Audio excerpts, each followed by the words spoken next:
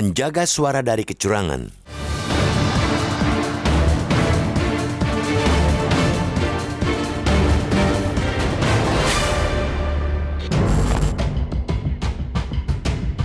Mencoblos surat suara pada 14 Februari mendatang sejatinya baru separuh jalan dalam perhelatan demokrasi.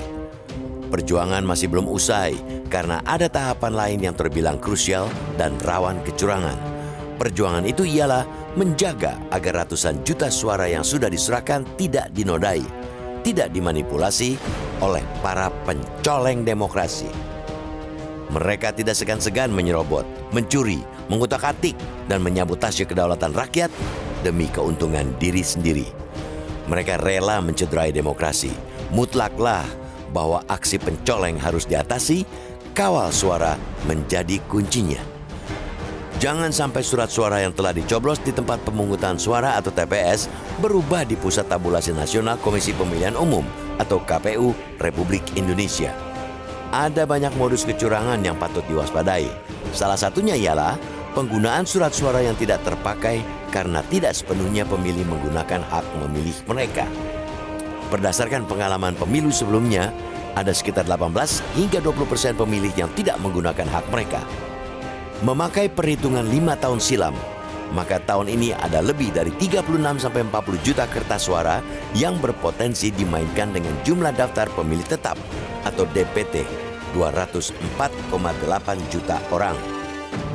Ada pula yang mengingatkan modus kecurangan yang mesti diwaspadai, yakni kong kali kong mencoblos surat suara cadangan.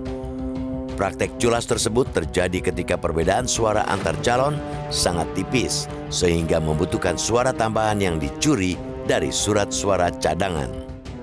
Ironisnya, aktor utama dalam kecurangan ini boleh jadi penyelenggara pemilu. Mereka yang disumpah untuk bekerja jujur, lurus hati, dan berlaku adil, malah berperilaku lancung. Modus ini pernah terjadi pada pemilu 2019. Modus lain yang bergelimang di belantara pemilu ialah penyalahgunaan daftar pemilih tambahan atau DPTB. DPTB ialah salah satu tahapan pemilu di mana pemilih yang sudah terdaftar dalam DPT ingin menggunakan hak pilihnya di TPS lain karena keadaan tertentu. Guna mengatasi praktik ini, para saksi yang bertugas harus mampu memastikan bahwa jumlah total pemilih di setiap TPS termasuk DPTB cocok dengan jumlah total kertas suara. Tentunya tidak hanya saksi yang mengambil peran mulia ini. Publik yang peduli dengan perhelatan pemilu juga diberi tanggung jawab serupa. Oleh karena itu, mengenali modus-modus kecurangan yang sudah terjadi pada pemilu terdahulu merupakan keniscayaan. Langkah selanjutnya adalah melaporkan ke Panitia Pengawas Pemilu atau Panwaslu atau Badan Pengawas Pemilu atau Bawaslu jika menemukan kecurangan sekecil apapun. Itu semua hanya sedikit contoh modus kecurangan yang mesti diwaspadai. Kita punya peran yang amat krusial dalam mengawal hasil akhir pesta demokrasi. Namun, kenduri dari rakyat, oleh rakyat, dan untuk rakyat ini akan berjalan timpang manakala para pelaksana dari skala terkecil seperti kelompok penyelenggara pemungutan suara atau KPPS hingga Komisi Pemilihan Umum atau KPU dan Bawaslu tidak menunaikan pekerjaan secara jujur dan adil. Ketimpangan itu akan semakin merajalela bila mereka sudah berniat curang sejak dari pikiran.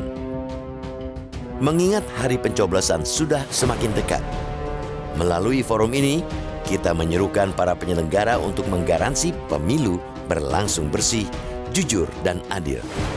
Biar kiranya pasangan calon presiden, calon wakil presiden, serta para wakil rakyat yang kelak terpilih memang betul-betul murni dari hasil pilihan rakyat. Hendaklah nurani mereka jadi penerang saat dihadapkan pada godaan berlaku curang.